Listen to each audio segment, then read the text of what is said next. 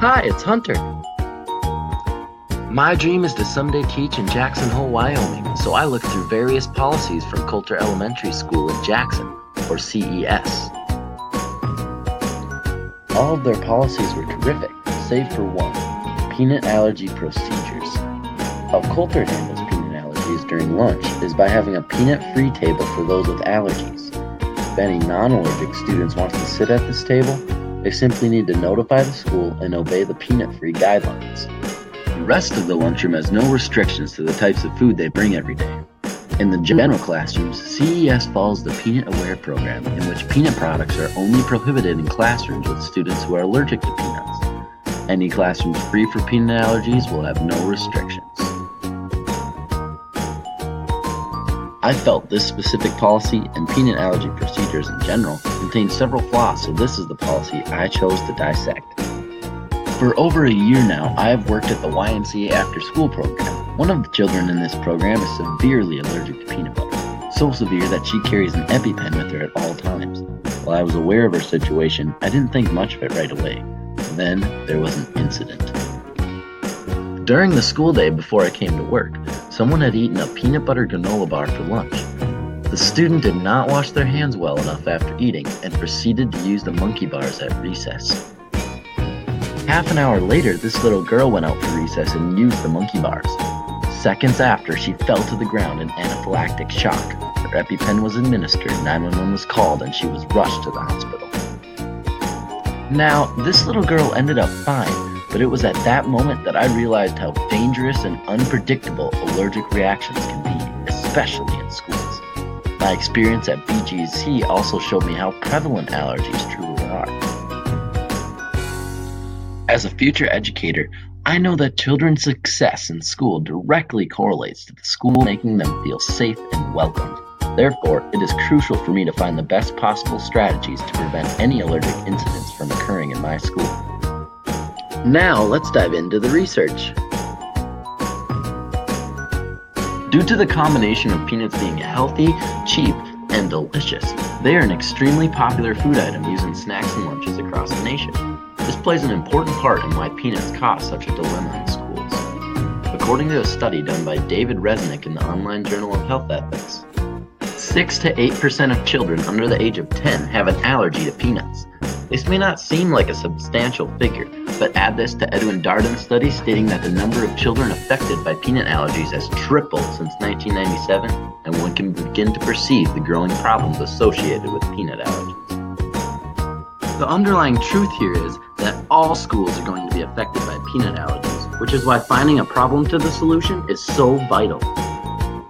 One procedure adopted by many schools is simply banning peanuts from school property completely. However, Doctors Julie Wang and David Flesher disagree with the solution. In their article, Should Peanuts Be Banned in Schools?, Wang and Flesher state that banning peanuts completely often leads to parent protests, as it can create inconvenience and hardship for non-allergic children.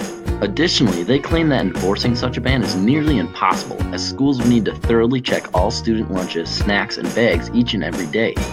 David Resnick's study cites a case in Florida in which the school actually forced students to wash their hands and rinse out their mouths before entering the school. The school even had a peanut sniffing dog on site. As you can see, properly enforcing such bans, like the case in Florida, can quickly lead to issues of invading privacy. David Resnick believes that bans on peanuts should be only used as a last resort for keeping students with allergies safe. Another popular procedure adopted by schools is having separate areas for students with allergies to eat, as is the case at CES. In an article written by Peggy Thielen and Elizabeth Cameron, they claim that with designating specific allergy-free areas arises problems of inclusion. Forcing students to sit in separate areas may cause the student to feel targeted. Their peers may view them as other or as having a problem. Additionally, these allergen-free zones limit students from sitting by their friends. Though the allergy-free zones may benefit a child's physical safety, the side effects can be very damaging to a child's emotional health. Another flaw Thielen and Cameron find in this solution is in proximity. Though an allergen-free table might exist in the lunchroom, the risk of exposure to allergens is still quite high. The table could easily be infected by peanut products from the many students walking about the room. In extreme cases, In extreme cases, a student's allergy might be airborne, in which a separate table would provide no safety. There are many other solutions that have been proposed over the years, such as peanut alternatives, allergen-free rooms, allergen-free lunch and snack periods, and no sharing policies. But the primary focus here is that none of these policies are perfect.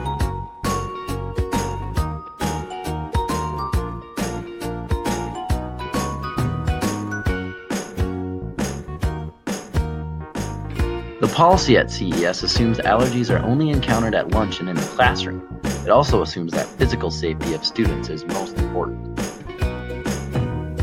The educational purpose of this policy seems to be conservative, as the school seems to place more importance on the majority of students that are not affected by allergies rather than those that are.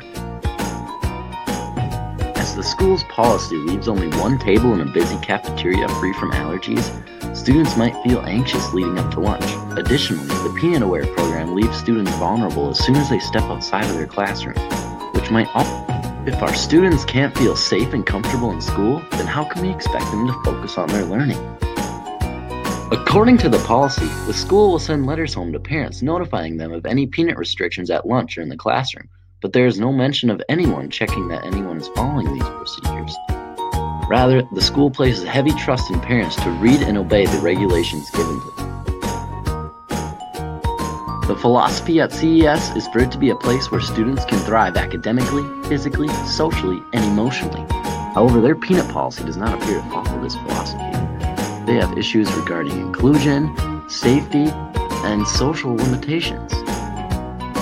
All of these factors negatively impact the student's ability to focus in school, which prohibits students from meeting their academic potential. Therefore, I believe the philosophy at CES is geared only towards those students who do not have allergies. Ultimately, finding the best solution to this problem comes down to knowing your students and knowing the severity of their allergies. Though there are some major flaws in the peanut policy at CES, one can see why the policy is written this way. The administration and school board has to write the policy as such in order to rid themselves of liability. The policy also minimizes the risk of protests coming from parents of non-allergic students. We as educators need to be well aware of our allergy policy so that we are not liable for any infractions. We also need to know our students so that we can make them feel safe and comfortable in our class. Remember, teaching goes far beyond just the curriculum. We are guiding our students into becoming the best versions of themselves that they can be. Now go out and make an impact.